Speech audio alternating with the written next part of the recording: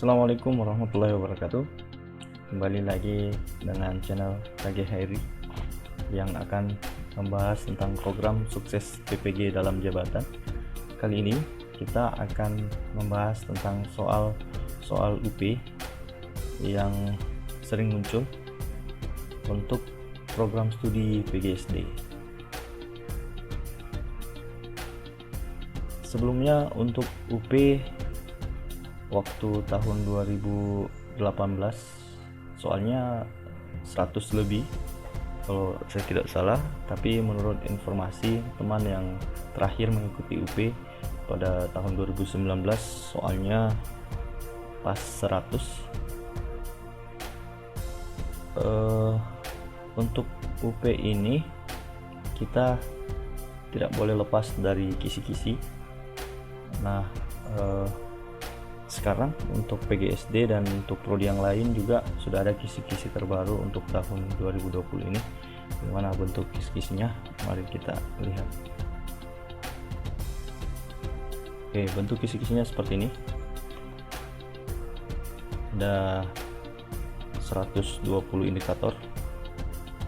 Di sini sudah ada indikator kompetensi kepribadian dan kompetensi sosial.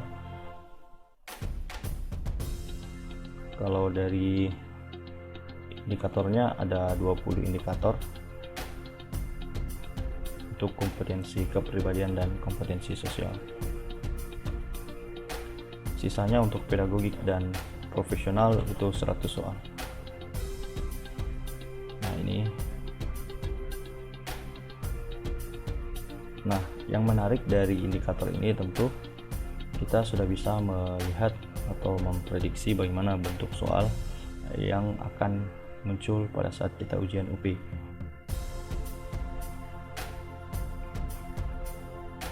Tinggal kita bagaimana memahami setiap indikator ini.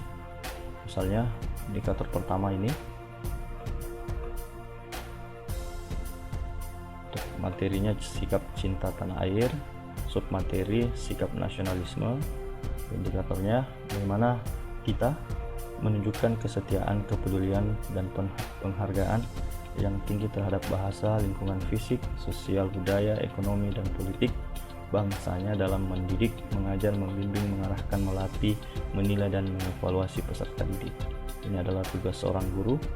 Nah, kita memunculkan sikap nasionalisme dalam menjalankan tugas kita sebagai seorang pendidik atau seorang guru.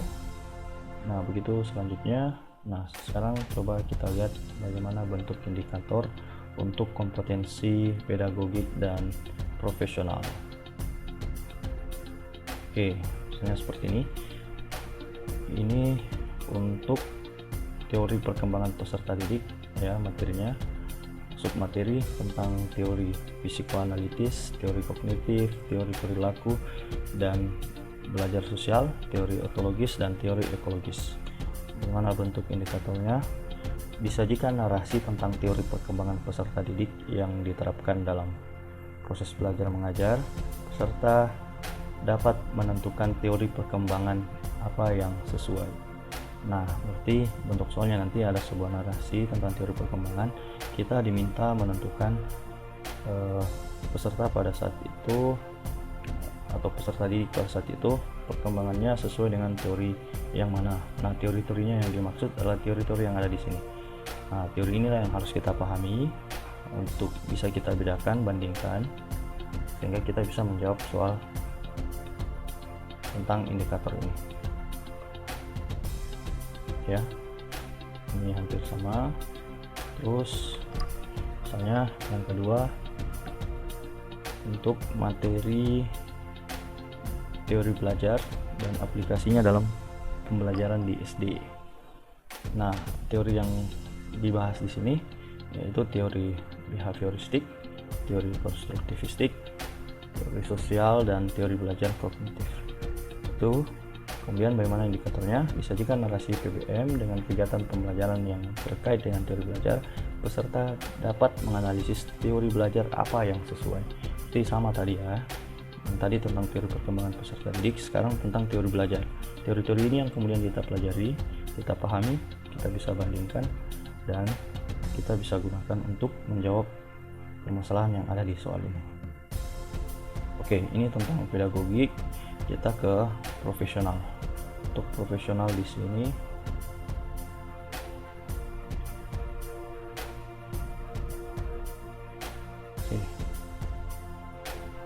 ini sudah masuk profesional bahasa Indonesia ya.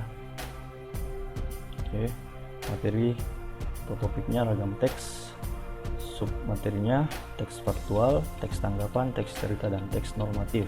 Indikatornya disajikan beberapa ragam teks peserta atau yang akan ujian dapat menganalisis jenis teks yang disajikan.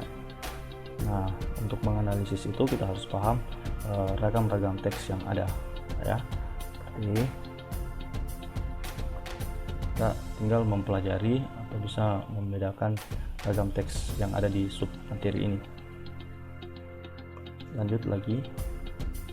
Oke, untuk selanjutnya ada satuan bahasa tentang kata, kalimat, dan paragraf. Di sini disajikan teks satuan bahasa tertentu. Peserta mampu menganalisis paragraf yang memenuhi persyaratan paragraf yang baik.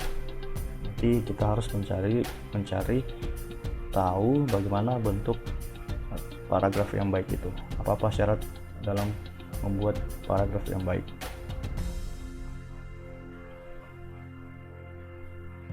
Kemudian ya, ada 3 indikator pada materi itu. Lanjut kita ke mata pelajaran lain ya, mata yang lain. Kita ke matematika. Untuk materi bilangan, submateri itu pemecahan masalah matematis materi bilangan berkaitan tentang bilangan bulat, pecahan, persen, perbandingan, skala, KPK, dan FPB.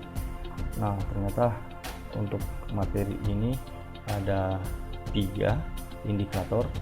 Nah, ada banyak materi di sini, submateri, tapi kita lihat yang mana yang harus kita pelajari dengan baik. Ya, tentu terkait dengan indikator yang muncul di sini. Menyelesaikan masalah terkait perbandingan dan skala dalam konteks bilangan. Berarti kita harus paham bagaimana materi secara konsep dan prosedural penyelesaian masalah yang berkaitan tentang perbandingan dan skala. Selanjutnya, menyelesaikan masalah sehari-hari terkait pecahan dalam soal cerita. Nah, ini biasanya muncul perbandingan berbalik nilai untuk indikator ini. Tapi kita harus lebih memahami lagi tentang bagaimana prosedural pecahan dan bagaimana menyelesaikan soal cerita yang berkaitan tentang pecahan. Kemudian yang ketiga, disajikan narasi pembelajaran tentang bilangan. Peserta dapat memperbaiki tahap pembelajaran tentang pemecahan masalah bilangan. Jadi kita harus memahami bagaimana bentuk pembelajaran untuk pembelajaran bilangan ini. Ada tahapan pembelajarannya. Kita tinggal mencoba memahami bagaimana sih penyampaian materi pembelajaran bilangan itu dengan baik. Oke ya. Nah, lanjut dengan materi yang lain. Tinggal kita perhatikan lagi seperti yang saya jelaskan tadi, bagaimana menganalisis setiap materi dan indikator. Oke. Nah, untuk matematika, sekedar tambahan lagi, di matematika ada kapita selecta. Nah, di sini biasanya materinya itu sudah agak tinggi ya, berkaitan tentang materi-materi yang mungkin sudah di SD belum dipelajari seperti itu. Tapi kita lihat saja indikator yang disajikan. Maka materi itulah yang harus kita pelajari ya. Di sini disajikan masalah tentang gerak alat transportasi yang biasa ditemukan dalam kehidupan sehari-hari. Peserta dapat menentukan jarak, waktu, dan kecepatan. Ini mungkin bisa saja berkaitan tentang sebuah kendaraan yang papasan atau menyusul. Tentang masalah itu bisa saja seperti itu yang soalnya yang muncul. Nah, kalau ini kita menentukan rumus suku jumlah ke n berkaitan tentang aritmatika ya, berarti kita harus pahami juga ini tentang barisan aritmatika. Oke, ini sudah masuk IPA. Untuk di IPA dimulai dengan materi metode ilmiah. Untuk metode ilmiah ini bentuk soalnya nanti insya Allah diberikan langkah metode ilmiah secara acak, peserta dapat mengurutkannya dengan benar. Jadi kita tinggal memahami bagaimana langkah metode ilmiah itu sehingga kita bisa menjawab soal ini dengan baik dan benar. Kemudian untuk selanjutnya di IPA diberikan suatu gambar model sistem organ pernafasan, peserta dapat menjelaskan proses pernafasan perut. Nah, untuk pernapasan ini kan banyak ya, berarti kita tinggal mempelajari tentang yang dimaksud dalam indikator ini. Oke, maka di sini yang harus kita pahami dengan baik adalah proses pernafasan perut ya. Ya, tentu mungkin yang lain tetap bisa dibaca-baca juga, tapi kalau menurut indikator atau kisi-kisi dalam UP ini ya, yang dibahas adalah tentang pernafasan pada perut, pernafasan perut ya. Oke, itu di IPA ya. Ada beberapa materi yang lain lagi, silahkan dicermati kembali ya. Ini sudah masuk ke IPS. Oke, metode sejarah, ada heuristik, kritik, interpretasi dan penulisan kisah sejarah, dan konsep keberlanjutan. Sini indikatornya disajikan peristiwa sejarah nasional, peserta dapat mengelompokkan peristiwa tersebut berdasarkan metode sejarahnya.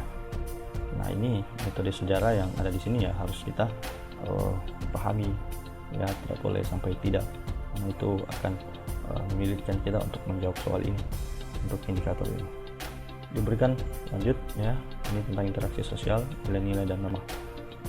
Diberikan sebuah kasus tentang sistem sosial pada masyarakat, peserta dapat mengidentifikasi nilai dan norma pada masyarakat. Ya, ini seperti itu ya. Jadi kita harus memahami apa sih yang diminta, apa yang ingin diukur dari indikator ini. Itulah yang kita jadikan sebagai batasan-batasan untuk kita belajar lebih fokus untuk menguasai nanti atau bisa menjawab soal-soal UP nanti dengan baik. Memang banyak materi, tapi dengan kisi-kisi ini kita bisa terbantukan, bisa membuat kita lebih memperinci apa yang harus kita pelajari ya.